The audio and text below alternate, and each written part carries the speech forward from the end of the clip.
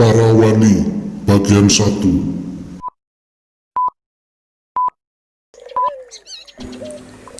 Dikisahkan Syekh Maulana Ibrahim dari tanah Arab keturunan Rasulullah SAW dalam perjalanan dakwanya sampai di negeri Champa, sebuah negeri yang terletak di wilayah Vietnam Selatan saat ini. Syekh Maulana Ibrahim sangat dikenal oleh masyarakat sampai suatu saat dipanggil untuk menghadap Mahaprabu Agung Champa yang berjuluk Raja Kian. Sang Prabu mengangkat Syekh Maulana Ibrahim sebagai anak, kemudian dinikahkan dengan putrinya Retno Dia Siti Asmoro. Dari pernikahan tersebut lahir Raden Santri Ali dan Raden Rahmat.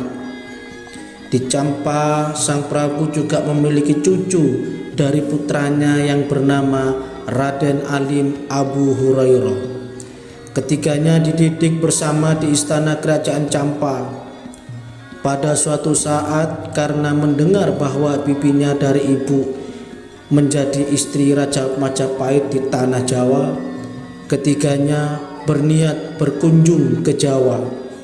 Kunjungan tersebut dilakukan dalam penyamaran tanpa diketahui kerabat kerajaan, sehingga ketiganya menumpang pada sebuah kapal dagang.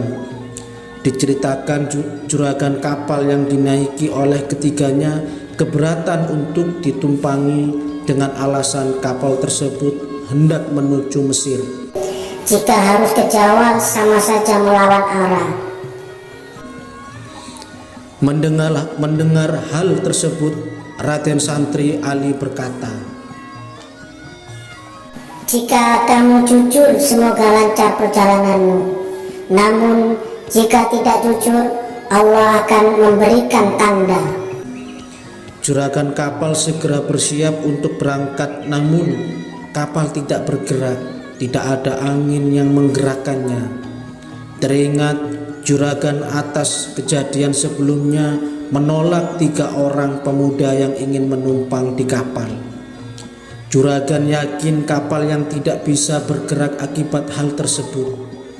Sang juragan segera mencari ketiga pemuda tersebut, meminta maaf dan menyatakan bersedia untuk mengantar kemanapun tujuannya, bahkan memasrahkan dagangan yang ada di kapal, apapun yang dikehendaki boleh diambil ketiganya.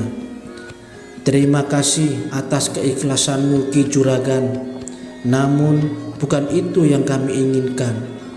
Tidak lebih kami ikut mendoakan agar keinginan Ki Juragan dapat terlaksana.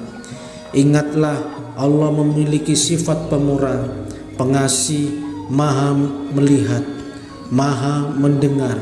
Jika betul-betul niat baik akan mendapatkan balasan keutamaan. Berbuat baik pada orang yang kesusahan besar pahalanya."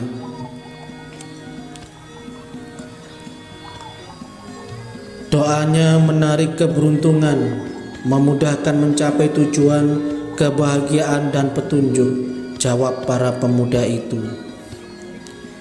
Ketiga pemuda juga mengungkapkan jati dirinya sebagai keturunan Raja Champa dan terah Rasulullah. Ki Juragan pun memperkenalkan diri sebagai Dul Jalal, pedagang dari Mesir. Namun sayang, niat baik Ki Juragan cepat berubah juga. Melihat tidak lagi ada halangan dalam pelayarannya, Ki Juragan membelokkan kapal ke arah Kamboja. Ketiga Raden tidak keberatan karena hanya menumpang, asalkan tidak terlalu lama berlabuh di Kamboja. Namun rupanya Ki Juragan telah gelap mata, ingin mencari keuntungan perdagangan, sehingga tidak bisa memastikan waktu berlabuh di Kamboja. Malah jika ketiga Raden menginginkan cepat sampai, Ki Juragan minta pembayaran upah untuk mengganti kerugian Ki Juragan jika tidak berlabuh. Dalam hati ketiga Raden sangat kecewa. Mereka telah merasa dibohongi Hal tersebut menimbulkan kemurkaan Allah. Tiba-tiba kapal dihantam badai sehingga menabrak karang, hancur tenggelam kapal Ki Juragan.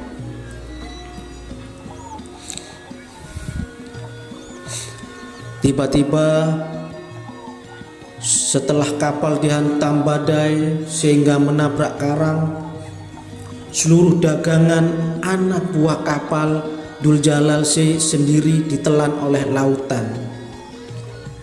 Mengetahui ada kapal yang menabrak karang, orang-orang di pelabuhan Kamboja berbondong-bondong mendekati karang tersebut, berharap menolong jika masih ada yang selamat.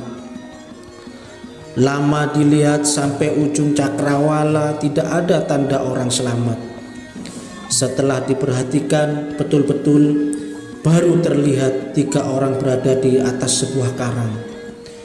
Hanya atas rahmat Allah dan belum sampai garis takdirnya, ketiga Raden selamat tanpa kurang satu apapun dan bisa naik ke atas batu karang. Astaghfirullahaladzim, astaghfirullahaladzim, astaghfirullahaladzim. Tak henti beristighfar ketiganya.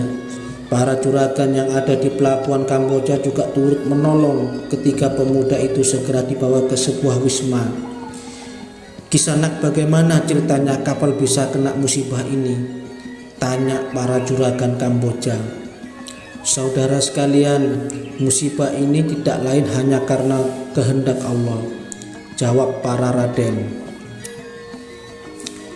Dari mana asal Kisanak bertiga? Kami belum pernah melihat Kisanak berdagang di Kamboja.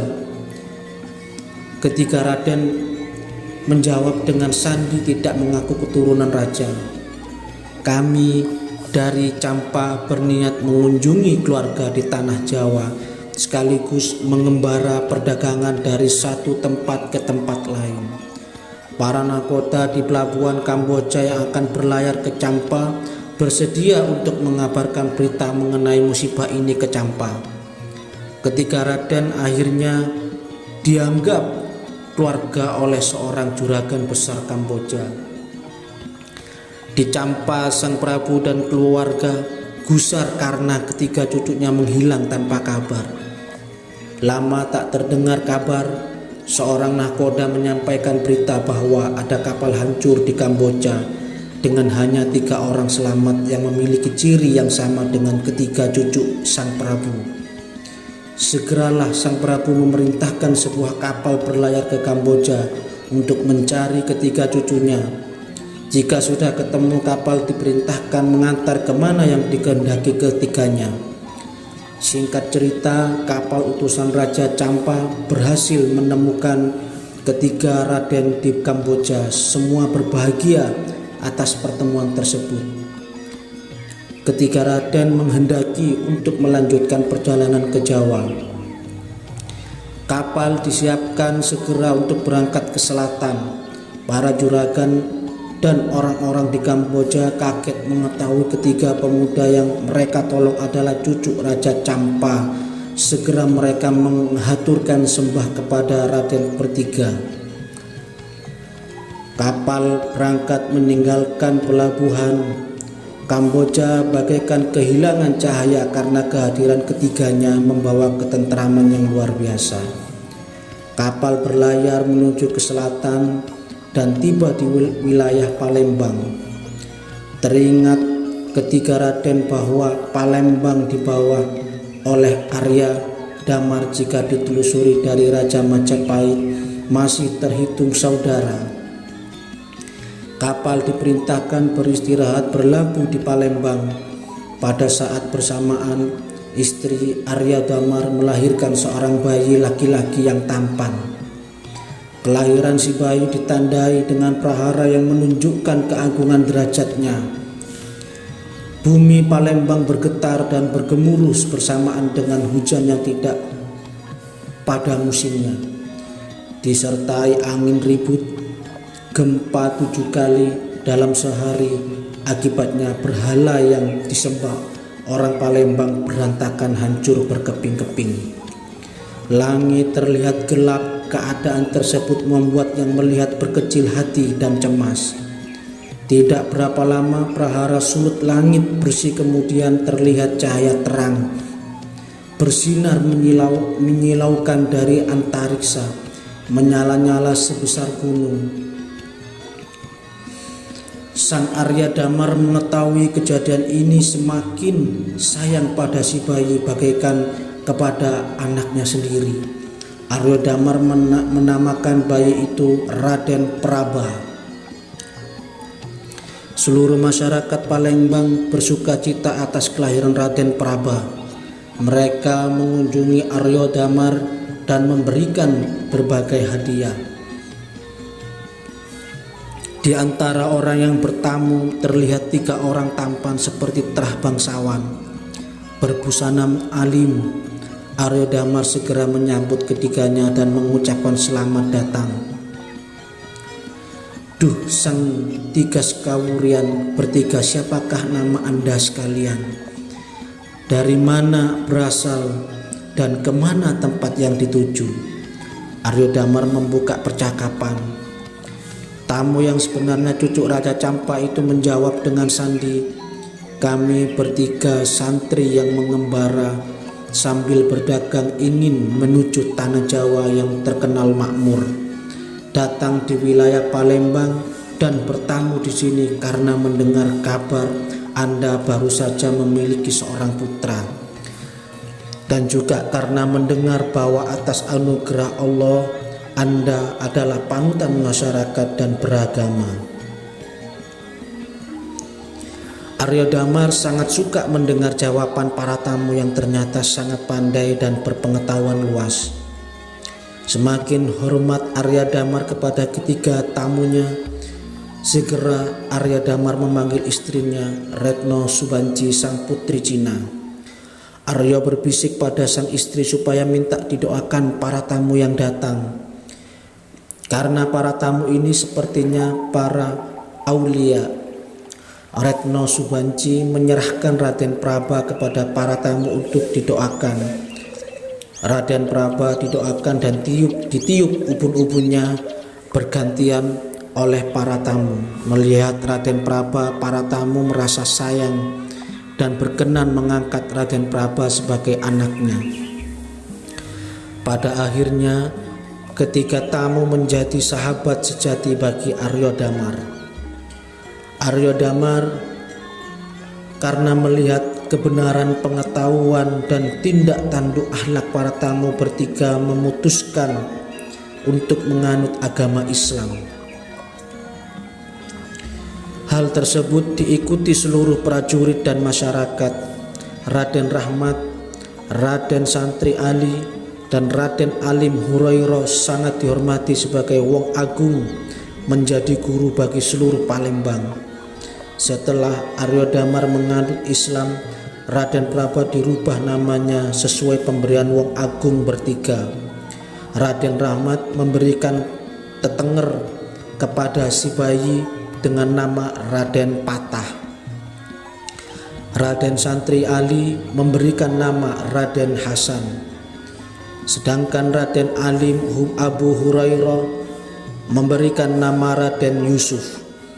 Sejak saat itu putra Arya Damar lebih dikenal dengan nama Raden Patah. Tak lama wong agung bertiga tinggal di Palembang karena harus melanjutkan perjalanan ke tanah Jawa. Dengan berat hati Arya Damar dan para siswa lain di Palembang mengantar para guru sampai ke pelabuhan. Tak berapa lama kapal wong agung para raden bertiga mendapatkan angin dan segera berlayar menuju Pulau Jawa. Tanpa halangan pelayaran ke Pulau Jawa lancar, para raden mendarat dengan selamat dan segera menuju ke Kepatihan Majapahit bertemu dengan Patih Majapahit.